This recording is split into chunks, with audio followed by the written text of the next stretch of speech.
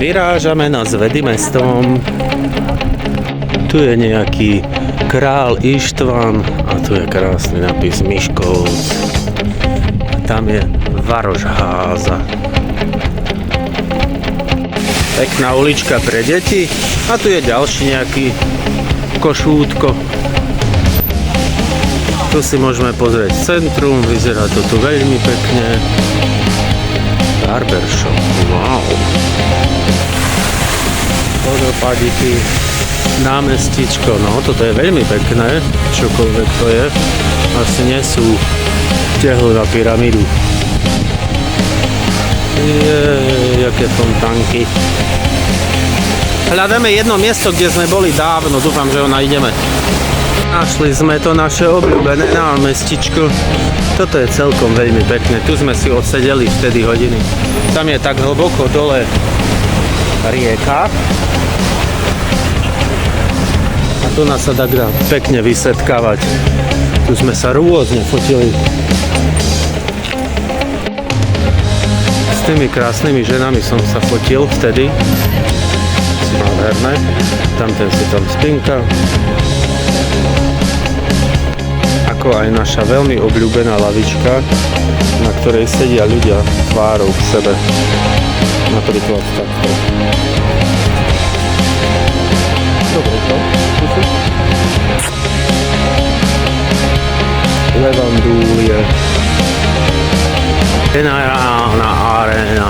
Majú tu všelijaké rôzne športy od vymyslu sveta, ale nás zaujíma len jeden šport, ktorý nie je tu, lebo tu je asi taký tenis alebo basketbal alebo také niečo. Ten šport, ktorý nás zaujíma, je jednoducho v tejto hale, ale pomýlil som sa. Ale je tu nejaký game a je to volejbal, ináč to je ľad, zimný štadión.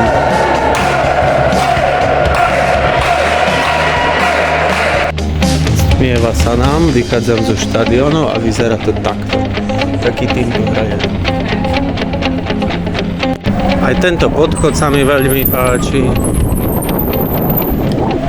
A sme zase také centrálne naladení.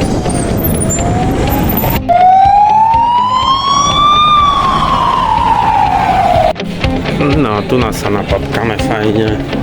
Vidíme, jak sa to vyzerá.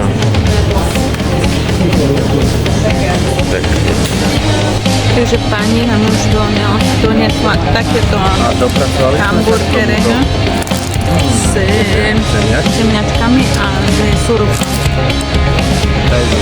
Wygląda to dobrze. Fajna ziemniaczka, bolonka. Tak tu sme, Nikolka, čo sme vtedy takedy boli, práve sme dotelefonovali toto, čo sme sa dohodli, signál, a teraz ideme s mamou na tú lavičku, čo je tak oproti sebe, na ktorej sme sa fotili, pamätáš? Tak pozeraj ďalej. Večerný Miškolc je pekný. Poďme. Pozrite, taký tunelík, jak by čínsky, len nesvietí, škoda. A vlastne prejdeme z jedného námestia do námestia druhého a pekne to tu žije.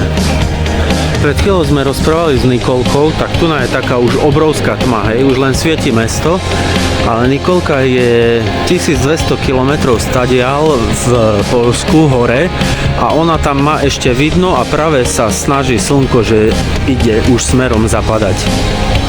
A je 22 dačo. Cestou na izbu bilancujeme, aký bol deň. Za mňa bol veľmi dobrý. Monika hovorí čo? Super, ale pokaż mi to pianinko. Ukážem im to pianinko. Krásny teplý večer v Miškolci, okúpaní sme, opálení sme a tu je to pianinko, čo Monika vravela. Prajem vám všetkým veľmi dobrú noc. Pa, pa.